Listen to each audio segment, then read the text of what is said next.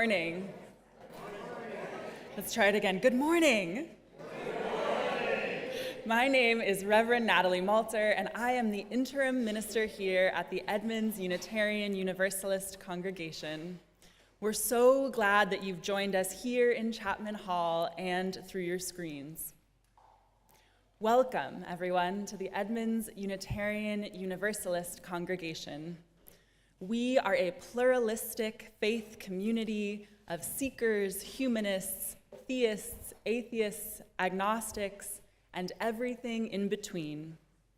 We're committed to treating each other with compassion and respect, to learning from one another, and to sharing our resources to help build a more just world.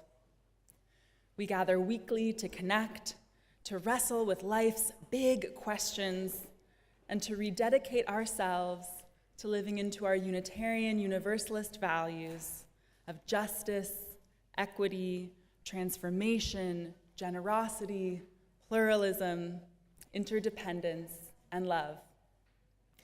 Whether this is your first Sunday with us or you've been here more Sundays than you could ever count, we are so grateful you've chosen to be here with us this morning. Welcome, everyone. If it is your first time on site here with us this morning and you've not yet had a chance to visit the welcome desk in the narthex, we invite you to do so after the service. Our wonderful welcome team will be grateful to answer any questions you have about our congregation. And if you're joining us online for the first time this morning, please go to our website and click on the tab that says I'm new. Then click on What are you interested in? To learn more about ways to get involved in this community. Friends, as we begin our service, we remind you to please silence your phones, and we invite everyone to remember that we welcome children for all parts of our service, and that the noises they make are sacred and holy. And now, for a few quick announcements about events happening in and around EUUC.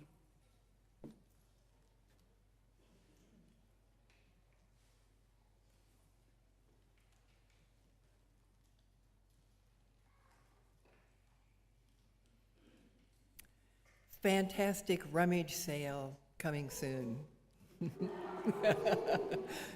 Our EUUC annual rummage sale is coming up Friday, August 14th and Saturday, August 15th, 10 a.m. to 4 p.m. On Saturday, items are half price afternoon and $5 per bag from 3 to 4 p.m.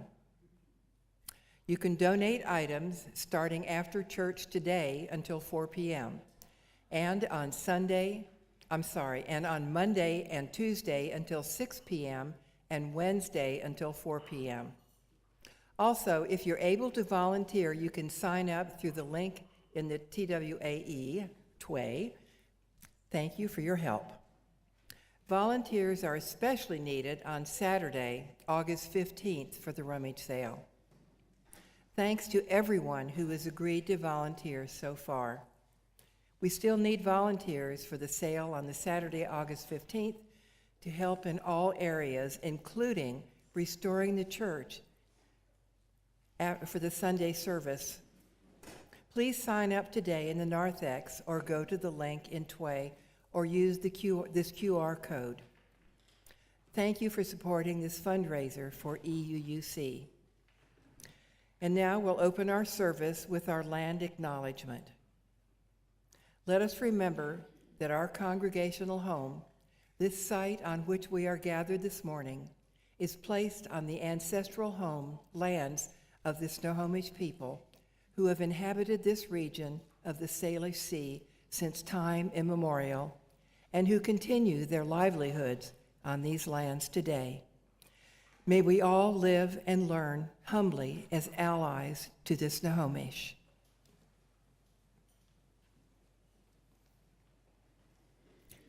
Friends, each week we commit and complete a signal of our faith tradition, Unitarian Universalism, by placing a flame in the bowl of this chalice.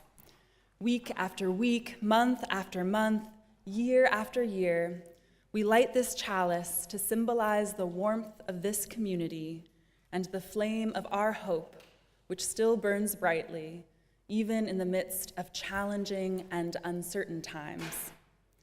We light our chalice this morning with these words from the Reverend Marta Valentine, who writes, "We pause this morning from the chaos of the world to reclaim the beauty within these walls that carries us throughout our week.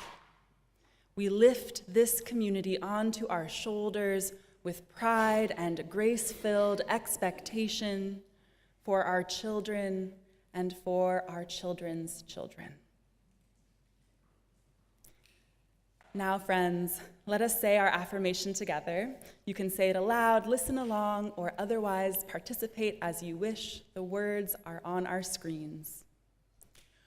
We need each other, and so we come to this place to work and dance and laugh and cry and think.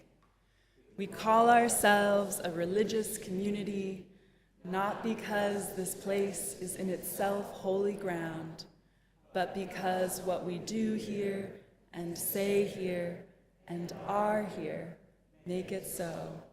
So let it be.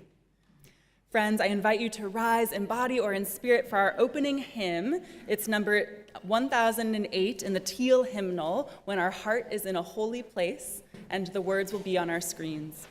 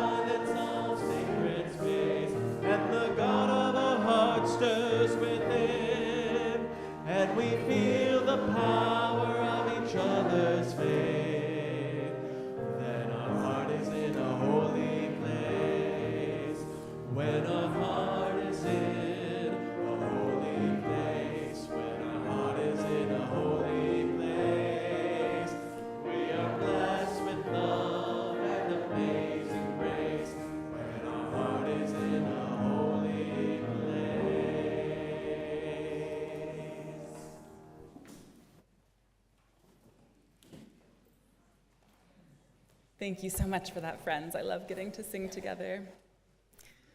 And now for our time for all ages this morning, I'm going to invite our children and youth and their grown-ups to come on over and join me on the rainbow rug for a very special story.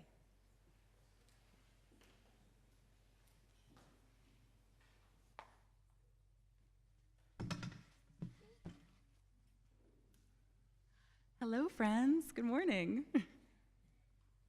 It's good to see you all today. This story is about a very special person who you may have heard of. Her name is Mary Oliver. Has anyone here heard of Mary Oliver today? We're going to be talking about her quite a bit. This story is all about Mary's life, and it's called Mary Oliver, Holding On to Wonder.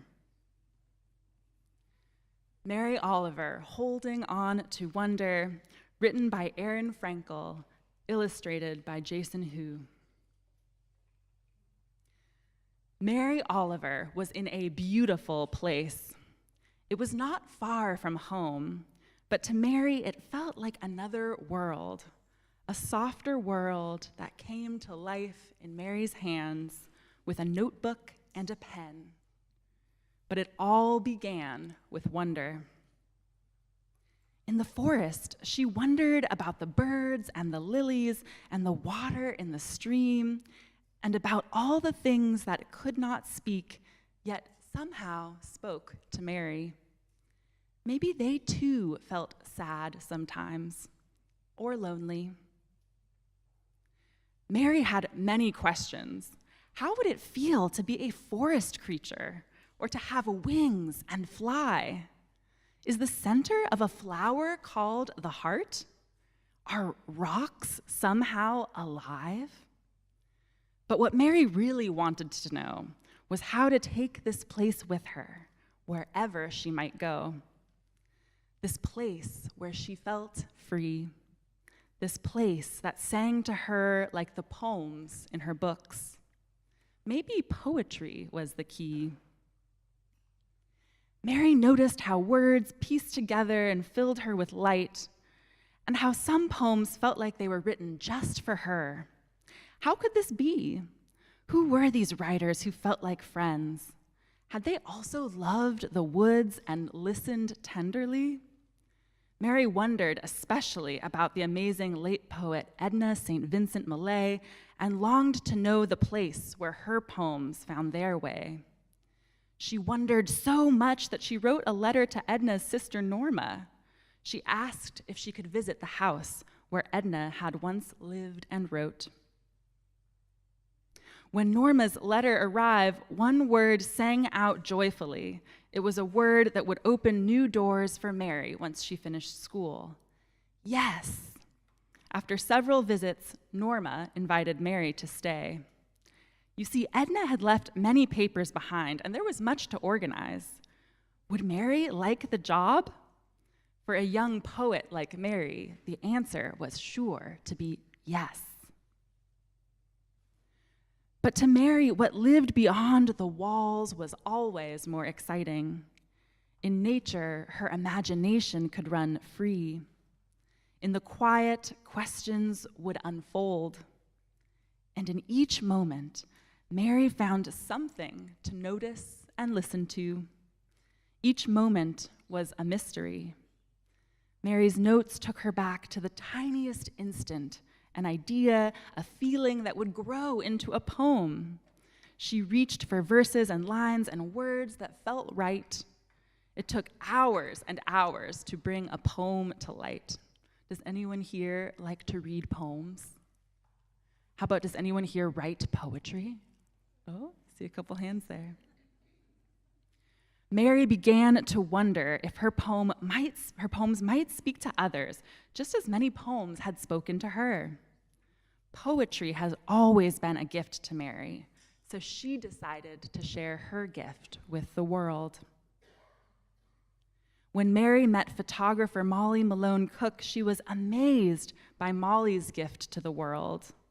Were they asking the same questions about life? Like how the sun must feel when it folds itself slowly, gently back into the sky, or how it feels to be wild and free, and how pictures and words might capture such beautiful things. Someone once told Mary that she used the word beautiful too much in her poems, but Mary wrote what she could see. And in her new life with Molly on the shores of Cape Cod, Mary saw beauty. Mary thought dogs were extra beautiful. She noticed how they lived each moment joyfully. Does anyone else here think dogs are beautiful? Notebook in hand, Mary set out each morning in search of wonder. She hid pencils behind trees so she would always be prepared. Foxes and moon snails, black bears and owls, snow crickets and goldfinches, sunflowers and ponds. Mary wrote on and on. Mary's poems spoke to many, and people started to know her by name. But Mary wanted her quiet world to stay the same. And when she won a famous poetry prize, she simply went about her day. She had work to do, work that she loved. Other writers were excited to learn from Mary, so now and then she went away to teach. But no matter where she went, she woke up early to meet the day with wonder. She brought her favorite poems, and of course, she brought her dog. To write well, Mary insisted, took lots of noticing. Rhythm, sound, rhyme, line, repetition, imagery. There were so many elements of poetry, so many poems yet to be read. Mary's students thought she knew everything, but Mary thought how boring that would be. Mary did not know that the stones and the sea and the flowers and the weeds and the moon and the stars and the geese and the gulls welcome us just as we are. Mary wondered about life being hard sometimes, especially after Molly died. But as always, poetry made the hard parts softer, and for that, Mary was grateful. As Mary grew older, she decided to move. It was time for a change. She missed Cape Cod, but the world was still at her fingertips. So Mary did what she knew best. She noticed and listened and wondered and wrote poems that longed to be told, poems meant for everyone. Because Mary Oliver hoped that there was someone just like you on the other side of her words, holding on to wonder, just like Mary. And that, my friends, is our time for all ages this morning. And now we're going to sing our children and youth out to their classes with our song, Go Your Way in Peace. Thank you all so much for being here with us this morning, friends. It's so good to see you all.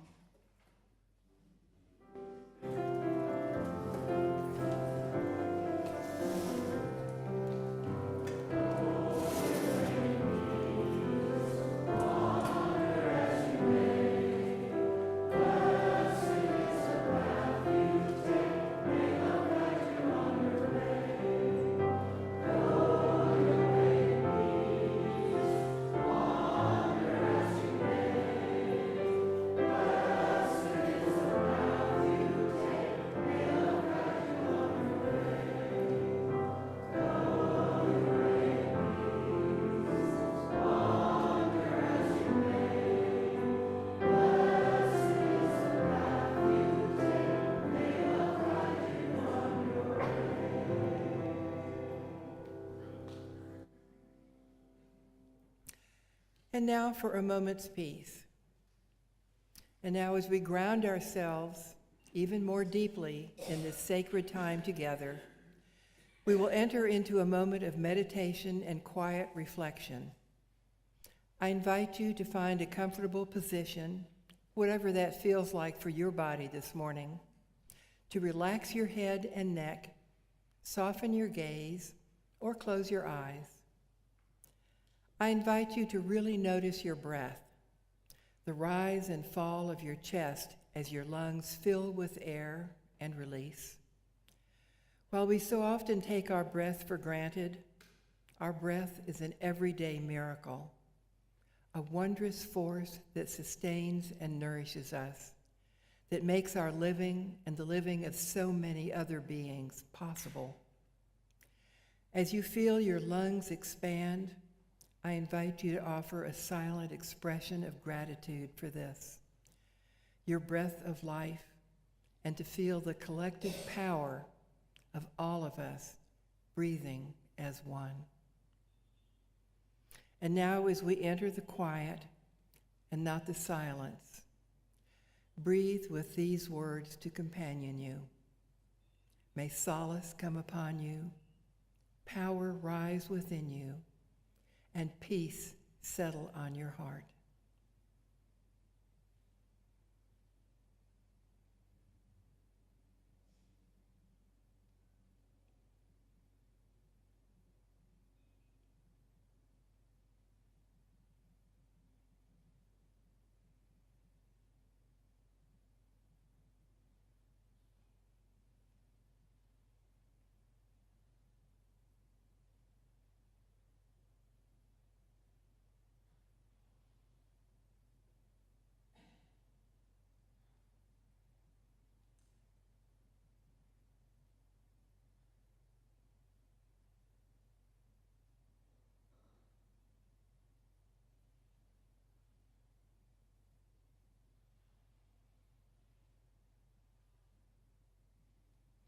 May it be so. And now, I would like to invite forward the adult choir under the direction of Matt Smith to sing Persevera et Supera by Brian Sable.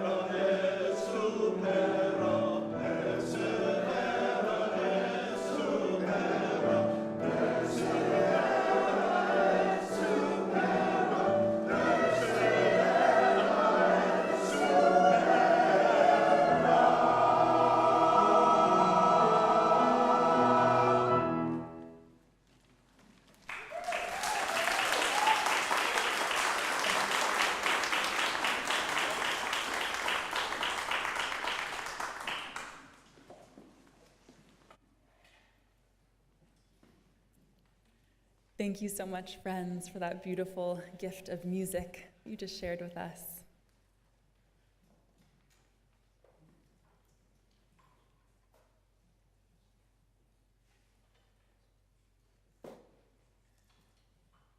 The Summer Day by Mary Oliver. Who made the world? Who made the swan and the black bear? Who made the grasshopper? This grasshopper, I mean. The one who has flung herself out of the grass, the one who is eating sugar out of my hand, who is moving her jaws back and forth instead of up and down, who is gazing around with her enormous and complicated eyes. Now she lifts her pale forearms and thoroughly washes her face. Now she snaps her wings open and floats away. I don't know exactly what a prayer is. I do know how to pay attention, how to fall down into the grass, how to kneel down into the grass, how to be idle and blessed, how to stroll through the fields, which is what I have been doing all day. Tell me, what else should I have done? Doesn't everything die at last and too soon? Tell me, what is it you plan to do with your one wild and precious life?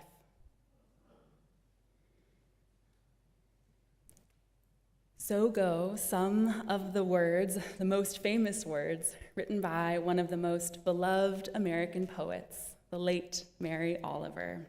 Has anyone heard this poem, The Summer Day, before? See a handful of us. Unitarian Universalists have long loved Mary Oliver, even sometimes trying to claim that she was one of us, although she was never a member of a Unitarian Universalist congregation. But regardless, among my ministerial colleagues, I've heard her referred to both as the official poet laureate of Unitarian Universalism and as the closest thing that Unitarian Universalists have to a saint. I myself belong to a monthly spirituality group with some other ministerial colleagues, and we call ourselves the Mary Olivers, M-E-R-R-Y. And we begin each gathering by reading one of her poems.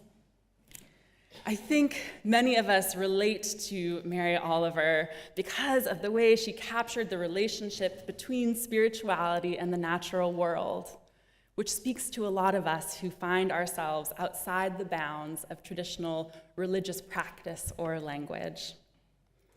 I would guess that more than a few of us here resonate with Mary's words when she writes, "I don't know exactly what a prayer is. I do know how to pay attention, how to fall down into the grass."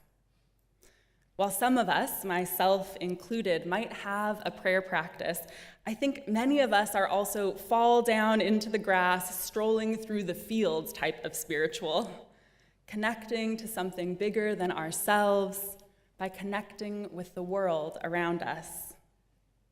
Mary's words capture that experience in a way that is both breathtaking and accessible, speaking to parts of ourselves and our experiences that can be so difficult to articulate.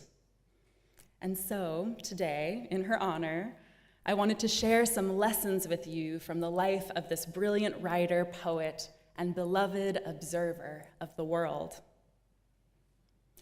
As we learned about in our story for all ages a few minutes ago, Mary dedicated her life to observing and loving and writing about the world.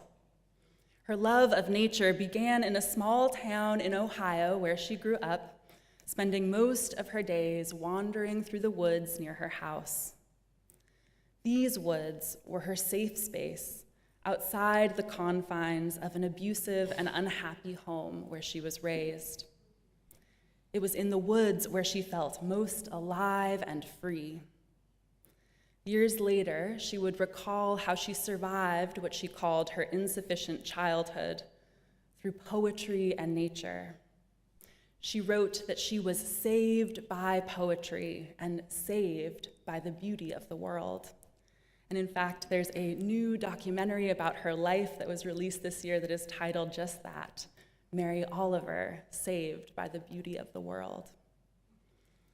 If nature was her primary source of solace as a child, her secondary source of comfort was the words of authors and poets, especially those who, like her, found meaning in nature.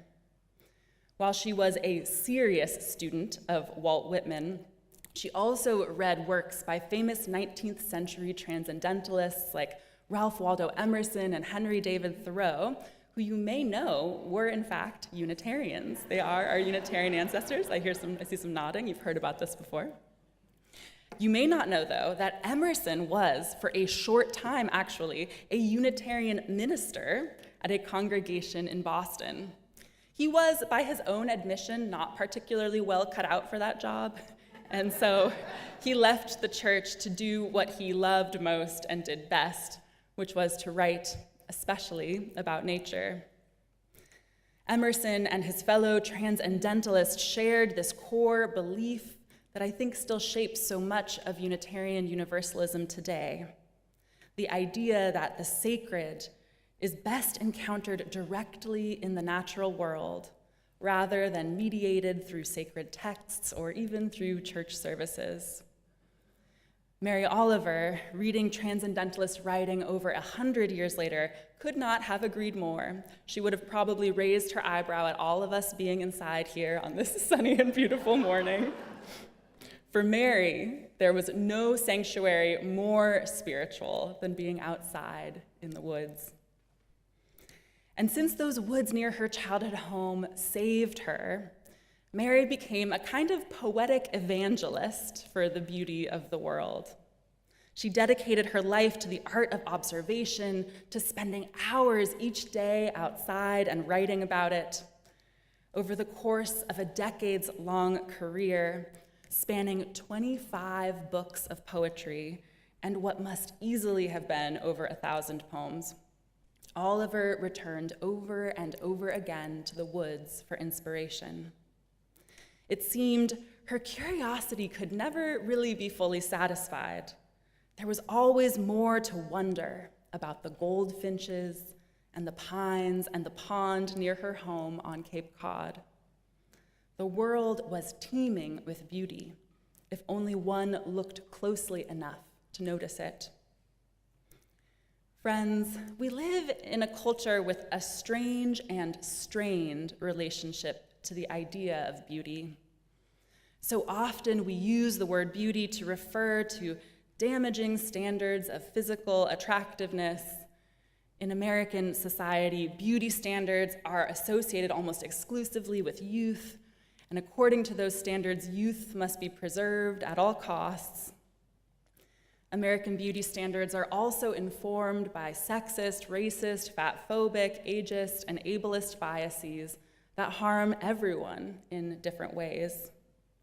And we're taught through rigorous advertising and media that we need to purchase things like beauty products and clothing to help us conform our bodies to these rigid standards, hoping that doing so will make us more desirable or more worthy of love.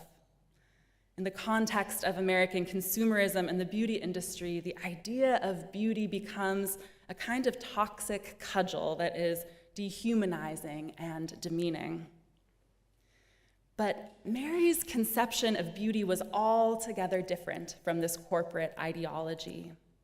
You see, Mary's poems documented many different kinds of real beauty that she experienced in her daily life.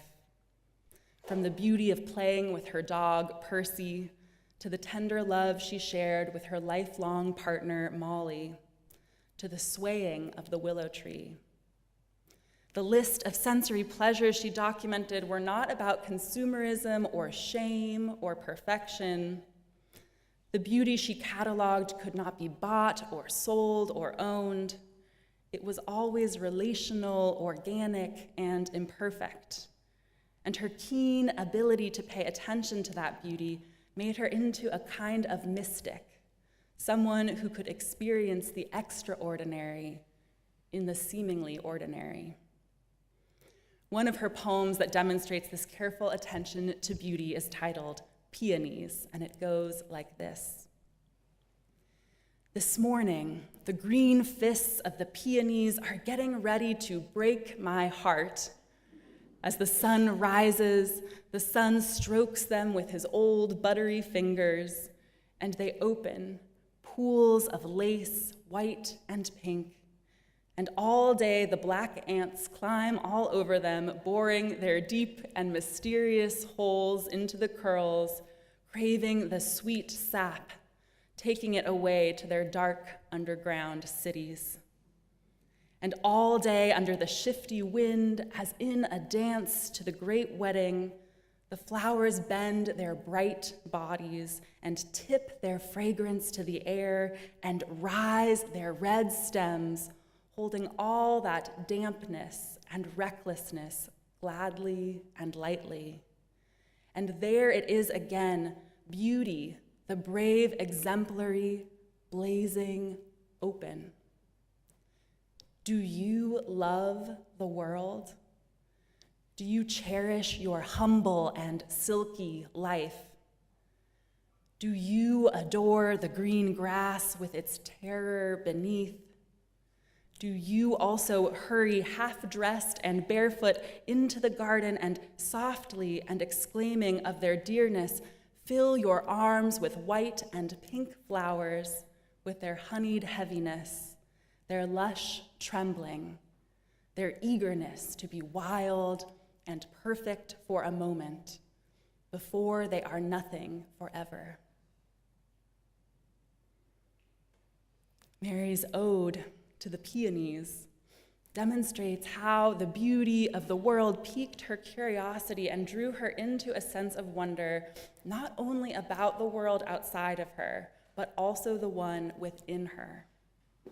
And her poems demonstrated that nothing was too small to be wondered about, to find inspiration within. Beauty, you see, exists in the fragile and impermanent nature of all things. Along with beauty, wonder, a sense of amazement, curiosity, and awe, is perhaps one of the words that best characterizes Mary's poetry and approach to living. Now, as adults, we can sometimes look down on the idea of wonder, seeing it as kind of childlike or foolish or naive, a sort of rose-colored glasses approach to moving through life, one that is perhaps detached from pain and suffering. But one of Mary's great poetic lessons to us all is that wonder and awe are essential to living a meaningful life. She rejected entirely the idea that wonder was unserious or unimportant. You see, for her, embracing wonder did not mean turning away from all the heartache and loss in the world, which she knew well in her personal life. Rather, she believed that being present and embracing awe would inspire people to live more fully, presently, and wholeheartedly in the midst of our beautiful and hurting world, and this all too brief time that we have in it. Mary understood that wonder could fuel curiosity, and not only curiosity, but connection between peoples and landscapes. She also understood that wonder's opposite, indifference, could breed dangerous senses of apathy and despair. Apathy and despair strip life not only of joy, but also of inspiration. If one lives life from a place of indifference, you see, it's hard to be open to giving and receiving love. And apathy certainly makes it harder to fight to protect all that is still good and worth saving in our world. Mary knew these things well. She understood that wonder was not optional. Wonder fueled the work for justice. Wonder fueled the work of love. And love, in the end, was the point of it all. Not the prizes or the fame or even the poems themselves. Towards the end of her life, in a very rare interview, Mary had her famous question returned to her. "Mary," the interviewer said, "what have you done with your one wild and precious life?" To which she simply replied, "I learned to love and be loved." And friends, can you think of anything more wild and precious than that? In 2010, in the wake of her beloved partner Molly's death from cancer, and as increasing public understanding of the climate crisis threatened the natural world she so treasured, Mary published a poem called "Don't Hesitate." It demonstrates, above all else, her commitment to continue loving even in the midst of a heartbreaking world. And it goes something like this. If suddenly and unexpectedly you feel joy, don't hesitate. Give into it. There are plenty of lives and whole towns destroyed or about to be. We are not wise and not very often kind, and much can never be redeemed. Still, life has some possibility left. Perhaps this is its way of fighting back, that sometimes something happens better than all the riches or power in the world. It could be anything, but very likely you'll notice it in the instant when love begins. Anyway, that's often the case. Anyway, whatever it is, don't be afraid of its plenty. Joy is not made to be a crumb. Friends, joy is not made to be a crumb. In the days and week ahead, may you revel in the lessons from the wisdom of this great poet, our Mother Mary, who, I just had to do it. It was too good. Our Mother Mary, who had so much to teach us about attention and wonder and love. May you find time in your busy life to look into the eyes of those you love with renewed wonder and gratitude for the miracle of their very existence. May you find even just a few minutes to sit in the grass, to be idle and blessed, to reflect in amazement that we live in a world that, even with all its violence and loss, has such radical beauty in it. And friends, above all else, whatever it is you choose to do with your one wild and precious life, may you always, always hold on to love. May it be so. Amen.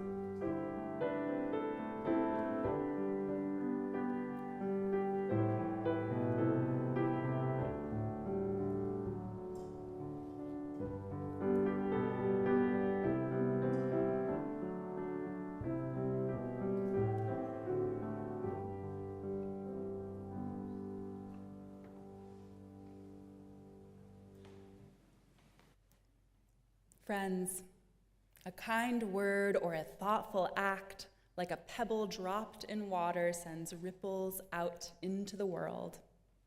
Should you wish to make a promise or let go of one, remember someone, release a bit of pain, forgive yourself or someone else, or otherwise mark some important event or occasion, in a moment, I'll invite you to come forward and send your thoughts outward as you drop a pebble into our bowl of water, mingling the ripples of your intention with those of others in our community. During this time, as the music plays, please come forward from our side aisles up to our bowl and stones here and return to your seat through the center aisle. I will begin by dropping one pebble for all those whom we wish were here with us today, and another for all those who wish they were here.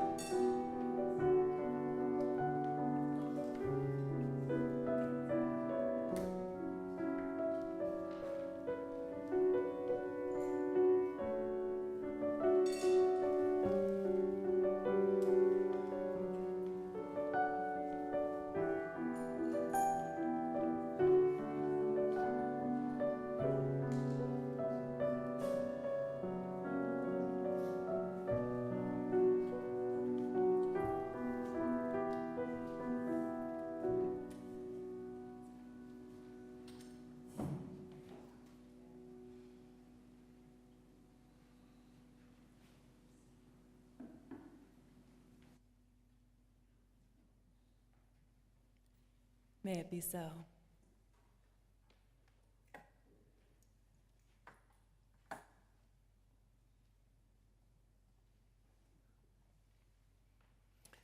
If you are new to our congregation, you will notice that we do not take up a collection for the operations of this congregation. We chose many years ago to support our congregation by making generous pledges of financial support that we pay month by month and year by year. Instead, our Sunday offering is dedicated to going out into the world to support organizations doing good works that align with and extend the mission of our congregation, gathering together, nurturing the Spirit, living our vision of a just and sustainable world. The August cause of the month is the Cocoon House. Cocoon House is a nonprofit organization whose mission is to partner with young people, families, and the community to break the cycle of homelessness. Cocoon House has been a lifeline for teens at risk of homelessness in Snohomish County for nearly 34 years. As the only organization exclusively serving this population, they provide outreach, housing, and prevention services that support young people with more than shelter, offering tools for lifelong success. Thank you to Donna for bringing this organization to our attention. You may donate using the QR code or go to the EUUC website and click Donate. For those of you here, there are baskets out in the narthex through the doors underneath the screen on the wall. As always, thank you for your generous donations. Now we invite you to rise in body or spirit as you are comfortable to join in singing our closing hymn, number 163 in the gray hymnal, For the Earth Forever Turning. The words will also be on the screens.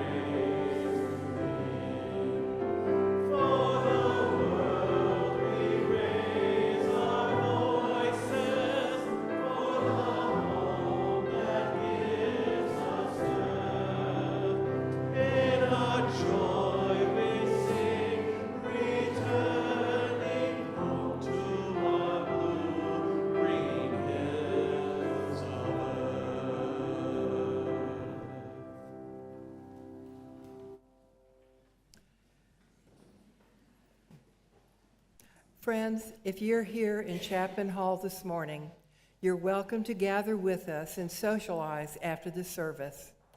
Please go out the double doors at the back of this hall, grab a hot beverage, and join us for coffee hour. We'll be in here, out in the narthex where you get your hot drink, and out on the playground. I don't have to say weather permitting, it's beautiful. With the kids of all ages. And finally, we give thanks to all of you who make this service and the work of this congregation possible. We are so grateful to all of you. And now for the releasing of the flame. Friends, please join me in reading aloud the words on our screens as we release the flame of our chalice.